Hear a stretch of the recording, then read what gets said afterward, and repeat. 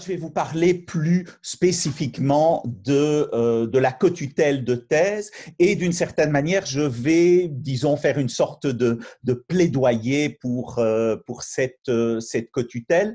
On vous l'a dit, hein, donc je suis professeur à l'Université libre de Bruxelles. Je travaille beaucoup sur le Québec notamment, donc je connais un peu la réalité canadienne. Alors, il est… Pourquoi est-ce que… Ah, pardon, oups, j'ai un petit problème technique, j'espère que ça va. Voilà.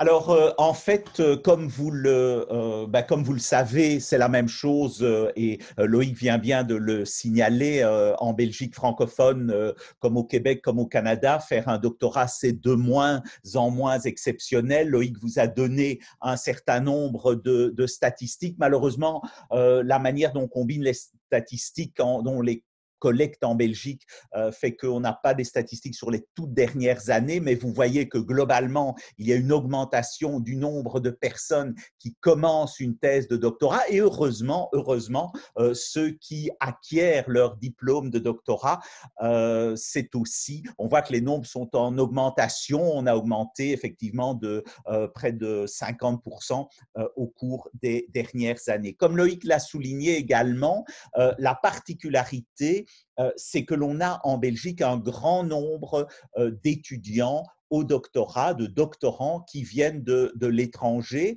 alors bien sûr de l'Union européenne, mais aussi hors de l'Union européenne. Et ce sont des chiffres tout de même assez importants, hein, on parle d'une quarantaine de pourcents de doctorants, au dernier chiffre 2015-2016, c'était 44% de doctorants venant de l'extérieur de la Belgique. Et donc, ceci est lié en partie au fait que, comme Loïc l'a expliqué, la Belgique est un pays très internationalisé, mais cela signifie aussi qu'on attire un grand nombre de doctorants venant de l'étranger. Alors, Loïc l'a expliqué, faire un doctorat, comme en Belgique, comme au Canada, ce sont des études de troisième cycle, des deux côtés. C'est important à souligner, et j'y reviendrai, il y a une formation doctorale qui, au Canada, est sanctionnée par un examen de synthèse souvent. Chez nous, il y a une épreuve que l'on appelle l'épreuve intermédiaire. Et puis, le deuxième et l'élément le plus important, c'est bien sûr la rédaction et la soutenance d'une thèse de doctorat. Alors, en principe, on considère que la durée de thèse, c'est 3-4 ans.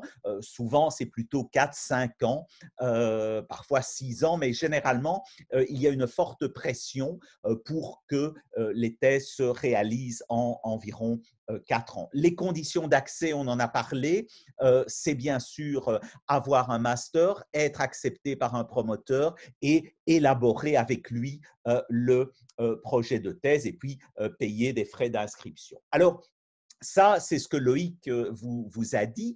Et maintenant, pourquoi faire une cotutelle? Alors, qu'est-ce que c'est d'abord la cotutelle? Ben, formellement, c'est une organisation, une supervision conjointe par deux établissements universitaires et par les équipes de ces établissements de travaux de recherche préparatoire à une thèse de doctorat. Mais l'élément principal et l'élément sans doute le plus intéressant, c'est que cela débouche sur un diplôme de doctorat de deux universités. Alors parfois, ce sont deux diplômes, parfois on appelle ça un codiplôme, les termes varient, mais globalement, l'étudiant qui fait un doctorat est en cotutelle et il a un doctorat reconnu par deux universités, ce qui est un élément important. Attention toutefois, la cotutelle, ce n'est pas la même chose que la codirection. Certains connaissent les codirections, ça signifie avoir deux directeurs simplement, mais généralement, dans une codirection, on est inscrit dans une seule université, même si éventuellement son directeur vient d'une autre université. Parfois, dans certains pays, on parle même de thèse sandwich. Là, ce sont des étudiants qui vont pendant une période de quelques mois, voire un an, dans une autre université, mais ils n'ont toujours qu'un seul diplôme, celui de leur université de départ. Le gros avantage de la cotutelle, c'est d'avoir deux diplôme. Donc, l'intérêt pour le doctorant, quel est-il? Eh bien, d'abord, c'est un encadrement scientifique beaucoup plus riche, puisque dès que vous faites une cotutelle, vous avez nécessairement là deux directeurs, donc deux promoteurs.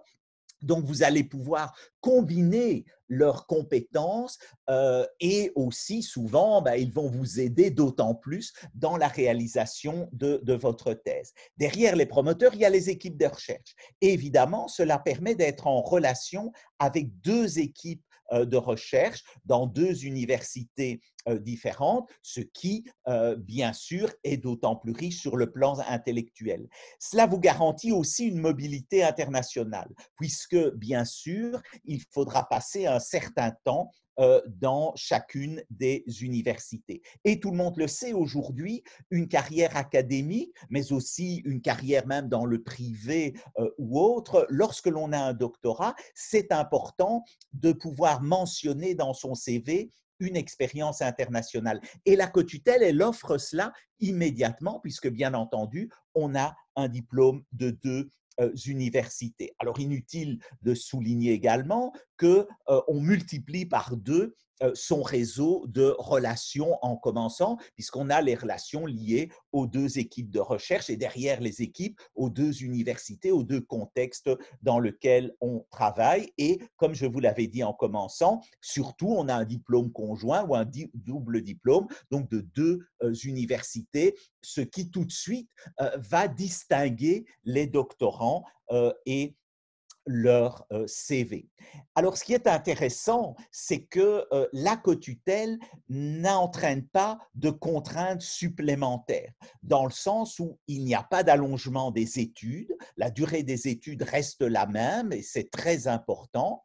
Il n'y a pas de double formation doctorale, puisque chaque université a sa formation doctorale, mais les universités négocient de manière à se mettre d'accord pour qu'il n'y ait qu'une seule formation doctorale. Les frais d'inscription supplémentaires sont très limités. Du côté de la Belgique francophone, on va vous demander de payer une fois 835 € et ensuite, comme Loïc l'a indiqué, 50 € par an. C'est tout, ce n'est pas plus. Alors, bien entendu, dans l'autre université, ici l'université québécoise ou canadienne, eh bien là, bien entendu, il faudra payer des frais d'inscription, mais généralement, liées à la période pendant laquelle on est dans cette université. Important aussi à souligner qu'il existe des possibilités de financement complémentaires. Certaines universités encouragent si fortement les cotutelles, il faut savoir que les cotutelles font partie des priorités de la politique internationale des universités francophones, qu'elles offrent des financements complémentaires aux étudiants qui se lancent dans les cotutelles. Et d'ailleurs, dans la plupart des universités francophones de Belgique, il y a un service administratif avec une personne qui s'occupe exclusivement des questions liées aux cotutelles. Celles-ci étant devenues de plus en plus nombreuses, il y a donc une personne qui gère cela. Et en plus, on a aujourd'hui, les noms varient d'une université à l'autre, ça s'appelle souvent des International Welcome Desk, c'est-à-dire des services chargés d'accueillir les étudiants ou les doctorants ou les chercheurs étrangers et qui sont évidemment fort habitués à les aider dans les questions parfois un petit peu compliquées de visa et autres. Je souligne donc notamment que finalement, au niveau de contraintes supplémentaires, c'est essentiellement un petit montant à payer. Alors, bien entendu, il faut vous demander peut-être qu'est-ce que c'est la formation doctorale en Fédération Wallonie-Bruxelles. Les objectifs, c'est comme au Québec, bien sûr, c'est répondre de manière souple aux demandes, aux besoins des doctorants et à leur permettre de développer d'autres compétences. Alors, en pratique, la formation doctorale en Fédération Wallonie-Bruxelles, c'est une série d'activités validées pour 60 CTS. Il faut savoir que dans notre système, on considère 60 CTS comme une année d'études pour un étudiant, par exemple, en maîtrise. C'est le temps de travail d'une année. Alors, vous allez dire, c'est beaucoup une année, oui, mais en réalité, l'idée, c'est que l'on demande aux doctorants de participer à différentes activités peu nombreuses de l'école doctorale de la thématique sur laquelle il travaille, et la participation à des congrès, l'écriture d'articles, etc. Tout cela est valorisé comme du temps de travail, et ainsi qu'un rapport sur l'avancement des recherches qu'il doit faire dans ce qu'on appelle l'épreuve intermédiaire. C'est la formation doctorale qui est globalement très souple, avec, et c'est important, un comité d'accompagnement qui, dès le départ, accompagne le doctorant et le rencontre régulièrement. Alors, l'intérêt, bien sûr, c'est d'améliorer la formation, et c'est sanctionné, je le disais, par un certificat de formation, et c'est aussi une manière de faciliter déjà les collaborations internationales, et qui fonctionne très bien pour les co-tutelles.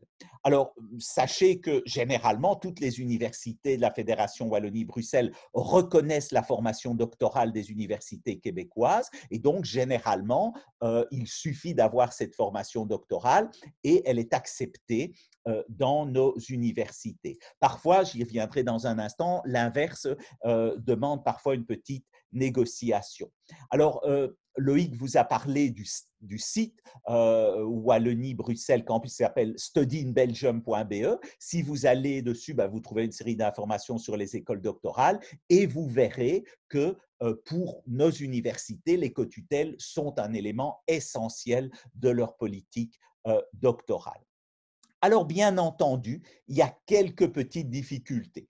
Difficultés, en réalité, d'abord une qui n'en est pas, ou qui ne devrait pas être une difficulté, c'est le fait que les universités québécoises sont assez habituées aux co-tutelles avec la France. Mais curieusement, alors que c'est beaucoup plus simple en Fédération Wallonie-Bruxelles, elles ont parfois un petit peu d'hésitation à développer des co-tutelles avec la Fédération Wallonie-Bruxelles. C'est vrai que la négociation de la première co-tutelle est parfois un peu plus longue, mais une fois que la négociation est faite, c'est relativement simple pour les suivantes. Et aujourd'hui, on a déjà des co-tutelles avec quasi toutes les universités du Québec. Alors, bien sûr, il y a des frais de déplacement supplémentaires pour les doctorants, mais parfois, ils peuvent être couverts par des bourses. Le seul problème parfois pour un certain nombre de promoteurs, c'est qu'il n'y a pas de fonds